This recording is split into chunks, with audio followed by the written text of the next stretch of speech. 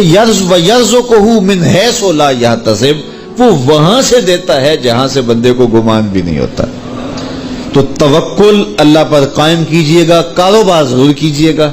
توکل یہ ہے کہ آپ وہ کام ضرور کریں لیکن کہیں کہ یہ میرے کام کا نتیجہ نہیں مجھے مل رہا، یہ میرے اللہ کا فضل مجھے مل رہا ہے۔ تو پھر دیکھنا کہ اللہ تعالیٰ کیسے راستے کھولتا ہے۔ تو جب انسان اللہ کے فضل پر توکل قائم کر لیتا ہے تو پھر کام کاج ضرور کرتا ہے لیکن اس کی زندگی کی جو ٹینشن ہے وہ ختم ہو جاتی ہے۔ بندہ کہتا ہے کہ یہ ہے تو میں کرتا ہوں، تو یہ نہیں ہوگا تو یہ نہیں ہوگا، بس وہ جتنا کر سکتا ہے وہ کرے، باقی چھوڑ دے اس پہ، تو پھر وہ خزانہ غیب سے نصیب فرمائے گا۔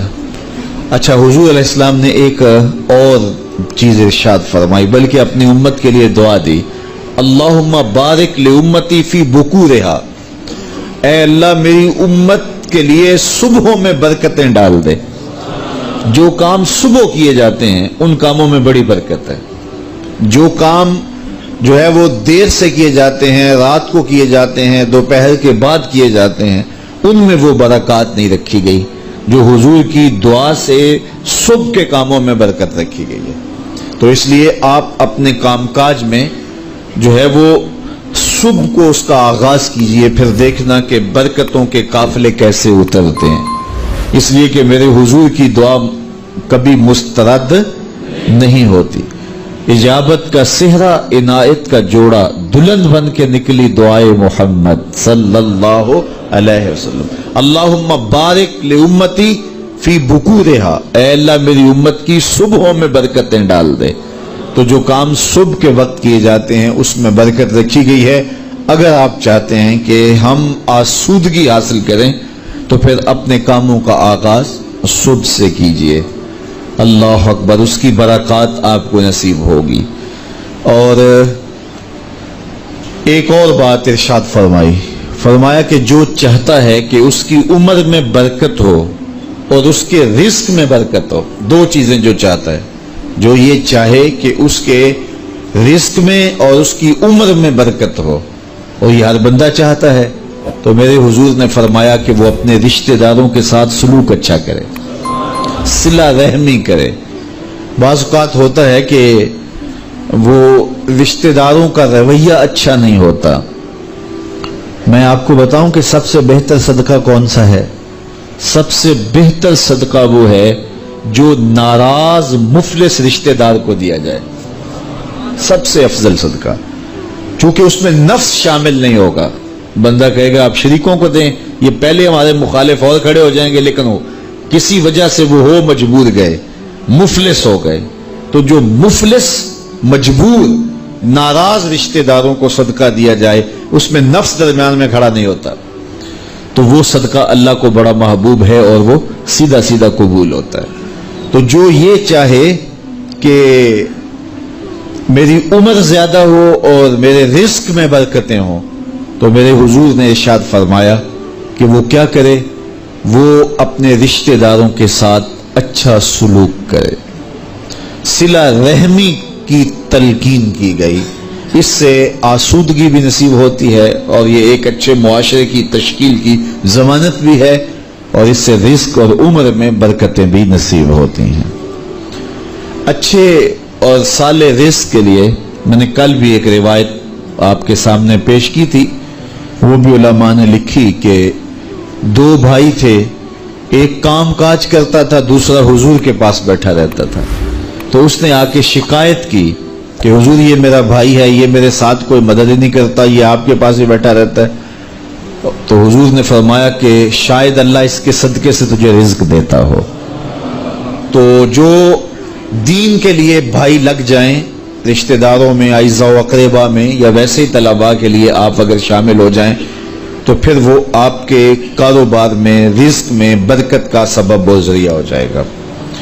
ایک اور چیز حضور نے فرمائی، حل تنصرون وترزقون الا بضعفائکم، فرمایا تمہیں جو رزق دیا جاتا ہے اور بعض امور میں تمہاری مدد کی جاتی ہے اور مشکل حالات ہوتے ہیں، حالات ٹال دیے جاتے ہیں، میرے حضور نے فرمایا تمہیں پتہ ہے وہ ایسا کیوں ہوتا ہے؟ حل تنصرونا و ترزقونا، تمہیں جو رزق بھی دیا جاتا ہے. بعض اوقات ایسا ہوتا ہے ایک بندہ بڑی محنت کرتا ہے نتائج نہیں ملتے، ایک بندے کی تھوڑی محنت ہوتی ہے لیکن دروازے کھلتے چلے جاتے ہیں، مشکل میں پھنس جاتا ہے، کوئی ایسا سبب لگ جاتا ہے کہ راستے کھل جاتے ہیں. تو بندہ کہتا ہے کہ پتہ نہیں یہ کیا ہوا. تو حضور نے فرمایا کیا جانتے ہو حل تنصرونا و ترزقونا، تمہاری یہ جو مدد ہوئی اور تمہیں جو رزق کی کشادگی عطا کر دی گئی یہ کیوں ہوئی ہے پتہ ہے؟ الا بدعفائکم، کہا تم معاشرے کے جن کمزور لوگوں کی مدد کی ہے یہ ان کی دعاؤں کا نتیجہ ہے. اپاہج، کمزور، لاچار، اراملہ، یتامہ، مساکین. یار جب کوئی شخص کسی یتیم کی مدد کرتا ہے اور ان کے گھر میں چولہا جلتا ہے تو عرش کا رب کتنا راضی ہوتا ہے. جب کوئی دکھیے کے کام آتا ہے اور اس کی اعانت کرتا ہے تو پھر وہ راضی ہو جاتے ہیں. غریب پھنسے ہوئے ماں باپ، گھر بیٹی جوان ہو رہی ہے اور بڑھاپے کی طرف اس کا رخ ہو رہا ہے اور ان کے پاس ہمت نہیں ہے کہ ان بیٹی کو اٹھا سکیں، تو کوئی صاحب ثروت چپکے میں جا کے ان کی مدد کر دیتا ہے کہ تیری بیٹی میری بیٹی ہے اور اس کو تو نے گھر کی دہلیز سے اٹھانا ہے. تو پھر وہ ایک دم خوش ہو جاتا ہے اور آسودہ ہو کے اس کا انتظام کرتا ہے اس کی شادی کا. تو کوئی جانتا ہے کہ اس بوڑھے ماں باپ کے دل سے کتنی دعائیں نکلتی ہیں اور اس جو ہے وہ بیٹی کے دل سے کتنی تمنائیں اور کتنی جو ہے وہ نیک جذبات ان اشخاص کے لیے ہوتے ہیں جو ان کی مدد کے لیے کھڑے ہوئے. تو کوئی اس کا وزن ہے؟ کوئی وزن نہیں کر سکتا کہ اللہ تعالیٰ اس کی برکت کتنی عطا کرتا ہے. تو میرے حضور نے ارشاد فرمایا تمہیں جو رزق دیا جاتا ہے، مصائب سے تمہیں بچا لیا جاتا ہے، آتی آتی تکلیف ٹل جاتی ہے، تمہاری نصرت دشمن کے مقابلے میں ہوتی ہے، حاسدین کے مقابلے میں تم کھڑے ہو جاتے ہو. فرمایا تمہیں پتہ ہے یہ تمہیں کیوں ایسا ہوتا ہے؟ فرمایا الا بدعفائکم، جو تمہارے معاشرے کے کمزور لوگ ہیں جن کی تم نے مدد کی، فرمایا یہ ان کی دعاؤں کا نتیجہ ہوتا ہے. ان کے اٹھے ہوئے ہاتھ اللہ کبھی خالی نہیں موڑتا ہے. اس لیے لاچار لوگوں کی، دکھی لوگوں کی، بے بس اور بے آسرا لوگوں کی مدد کے لیے کھڑے ہو جایا کرو. وہ کسی نے کہا تھا کہ بڑوں کی بڑی بڑی خدمتوں سے وہ سکون نہیں ملتا جو چھوٹے چھوٹے لوگوں کی چھوٹی چھوٹی خدمتوں سے مل جاتا ہے. بڑوں کی بڑی خدمتیں بھی کریں تو وہ راضی نہیں ہوتے، لیکن چھوٹوں کی چھوٹی چھوٹی خدمتیں، یار غریب کو تو پیار سے کھڑا کر کے اس کے پشت پہ شفقت کا ہاتھ پھیر دیں تو وہ سارا دن خوشی سے گزار دیتا ہے کہ آج جو ہے وہ فلاں صاحب نے مجھے تکریم دی ہے، مجھے عزت دی ہے. تو میرے حضور نے فرمایا کہ تمہاری جو مدد ہوتی ہے اور رزق دیا جاتا ہے یہ تمہارے کمزوروں کی وجہ سے اللہ تعالیٰ تمہارے اوپر کرم فرماتا ہے. اچھا، ایک اور ذریعہ رزق کے اضافے کا حضرت عبداللہ ابن مسعود رضی اللہ تعالی عنہ کی مرویات سے. یہ حضرت عبداللہ ابن مسعود جلیل القدر صحابی ہیں. ان کے ہاں بیٹیاں ہی بیٹیاں تھیں. اچھا، جب ان کا آخری وقت آیا اور یہ بڑے سخت بیمار ہو گئے تو نزع کی سی کیفیت طاری ہو گئی، تو حضرت عثمان غنی رضی اللہ تعالیٰ عنہ ان کا حال پوچھنے آئے. تو جب حال پوچھا، بیٹھے، گفتگو ہوئی، واپس چلنے لگے تو حضرت عثمان غنی نے اشرفیوں کی 2 تھیلیاں نکال کے حضرت عبداللہ ابن مسعود کو پیش کی. تو انہوں نے کہا کہ مجھے تو اس کی ضرورت نہیں ہے، میں تو اس دنیا سے جا رہا ہوں، تو یہ مجھے کیوں دے رہے ہیں؟ تو حضرت عثمان نے کہا کہ یہ آپ کی بیٹیوں کے لیے ہے، چونکہ آپ کی بیٹیاں ہی بیٹیاں ہیں تو یہ میں ان کے لیے پیش کر رہا ہوں. آپ کو تو واقعی ضرورت نہیں، دنیا سے جا رہے ہیں، تو یہ ان کے لیے ہے. تو حضرت عبداللہ ابن مسعود نے پھر تھیلیاں موڑتے ہوئے کہا کہ میری بیٹیوں کو اس کی ضرورت نہیں ہے، اس لیے کہ میرے حضور نے فرمایا تھا کہ جس کے پاس سورہ واقعہ ہو اس کو غربت تنگ نہیں کر سکتی.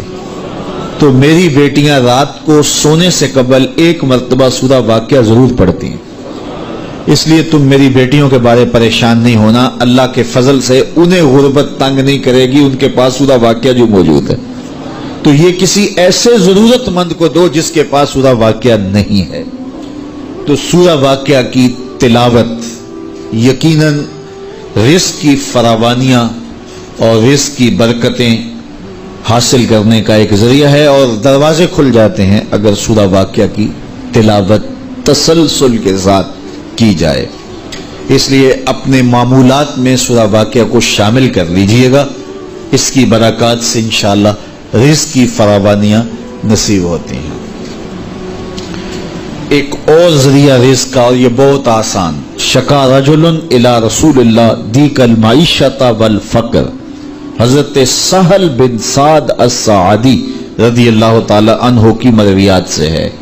ایک شخص حضور کی خدمت میں حاضر ہوا اور اس نے کہا میں کثیر العیال ہوں، ذرائع آمدن بہت تھوڑے ہیں، میرے لیے کچھ ارشاد فرمائیے۔